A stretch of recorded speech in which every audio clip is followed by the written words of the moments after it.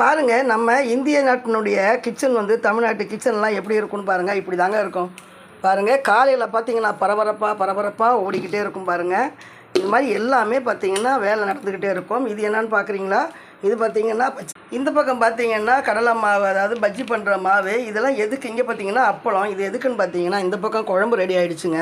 இந்த பக்கம் பார்த்திங்கன்னா வேலைக்கு போகிறவங்களுக்காக வேகமாக பண்ணும்போது தண்ணி ஆகிடுச்சு பாருங்கள் கூட்டு. இப்போ அதுக்கான டிப்ஸு தாங்க பார்க்க போகிறீங்க. இந்த மாதிரி கூட்டு வந்து நமக்கு தண்ணி ஆகிடுச்சு அப்படின்னா நம்ம என்ன பண்ணணும்? இந்த பாருங்கள், இப்படி தண்ணி ஆகிடுச்சு. ஏன்னா கடலைப்பருப்பு இல்லை, காலி ஆகிடுச்சு. அதனால் இது வந்து தண்ணி ஆகிடுச்சு.